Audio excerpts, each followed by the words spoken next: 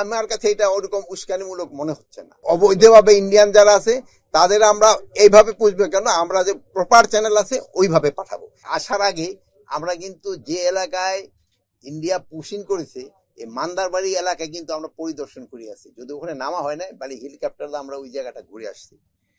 তো আমাদের হলো এটা আমাদের এখানে ফরেন মিনিস্ট্রি দিদি উনিও আছেন, আমরা তাদের জানিয়েছি আমাদের বাংলাদেশি যদি কেউ ইন্ডিয়া থেকে থাকে আপনারা প্রপার চ্যানেলে পাঠান।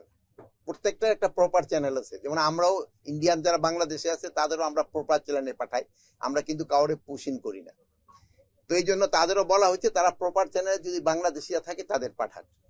গতকালকে আপনারা দেখছেন যে সে ব্রাহ্মণবাড়িয়া ওই সীমান্ত কিন্তু তারা পুশিংয়ের চেষ্টা করছে, বাট বিজিবির সাথে আনসার এবং জনগণের সহায়তায় তারা কিন্তু করতে পারে নাই। এইসব এলাকায় আমি আপনাদের অনুরোধ করব আপনারা সবাই যদি সহযোগিতা করেন ইন্ডিয়া পুশিং করতে পারবে না।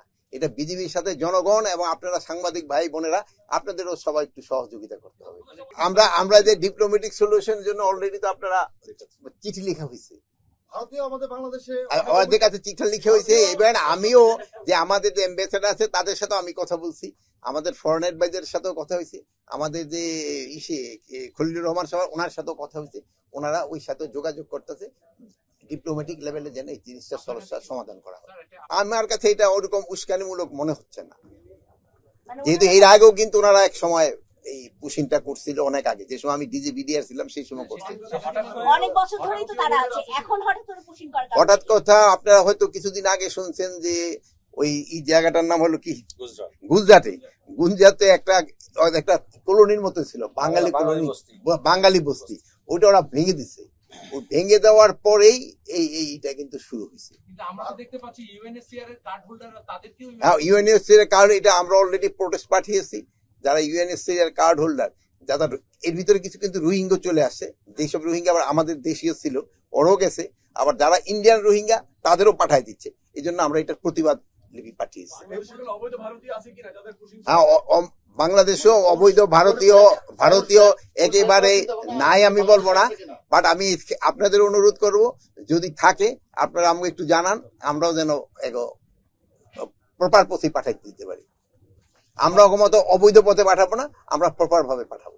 ইন্ডিয়া যেহেতু 370 জনকে বাংলাদেশে পুশ ইন করেছে, বাংলাদেশের এরকম ভবিষ্যতে চিন্তা ভাবনা আছে কিনা যে পুশ ব্যাক করা? এখন এরা যদি আমার দেশের নাগরিক হয় তাহলে তো পুশ ব্যাক করার কোনো অধিকার নাই, যেহেতু তা আমার দেশের নাগরিক, তো আমার থাকতে দিতে হবে। ওই দেশে যারা অবৈধভাবে ইন্ডিয়ান যারা আছে তাদের আমরা এইভাবে পুষবো কেন, আমরা যে প্রপার চ্যানেল আছে ওইভাবে পাঠাবো, যেহেতু এইভাবে অবৈধভাবে পাঠানোটা কিন্তু আইনত সিদ্ধ নয়।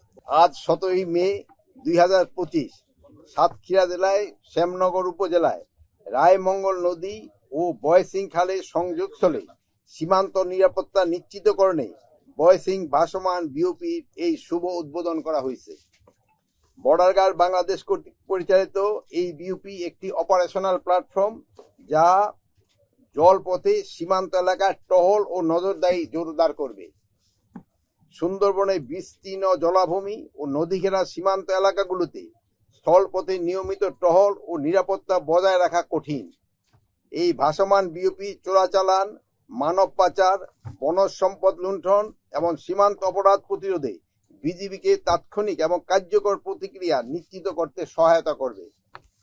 বাংলাদেশ ভারতে প্রায় 4156 কিলোমিটার সীমান্তের মধ্যে 180 কিলোমিটার নদীমাতৃক, যার মধ্যে 79 কিলোমিটার এলাকা সুন্দরবনের অন্তর্গত। পূর্বে দুইটি ভাসমান বিওপি, একটি কাচি কাটার অপর আরেকটি 18 বিঘিতে স্থাপন করা হয়েছে। সেই ধারাবাহিকতায় এই বয়সিং তৃতীয় ভাসমান বিওপি হিসাবে আজ উদ্বোধন করা হলো। সীমান্ত কার্যকর জল ভিত্তিক নজরদারি নিশ্চিত করতে বিজিবির অধীনে একটি বিশেষ রিভারাইন বর্ডার গার্ড ব্যাটালিয়ন গঠনের কার্যক্রম প্রক্রিয়াধীন রয়েছে, যা ভবিষ্যতে সীমান্ত ব্যবস্থাপনায় যুগান্তকারী ভূমিকা রাখবে। বয়সিং ভাসমান বিওপি শুধুমাত্র একটি স্থাপনা নয়, এটি একটি কৌশলগত নিরাপত্তা পদক্ষেপ, যা সীমান্ত এলাকায় শান্তি, স্থিতিশীলতা, জননিরাপত্তা নিশ্চিতের লক্ষ্যে বিজিবির অঙ্গীকারের প্রতিফলন। এই উদ্যোগ সীমান্তে নতুন নিরাপত্তা সংস্কৃতি প্রতিষ্ঠার পথে অগ্রণী ভূমিকা রাখবে এবং কার্যকর বর্ডার ম্যানেজমেন্ট সহায়তা হবে।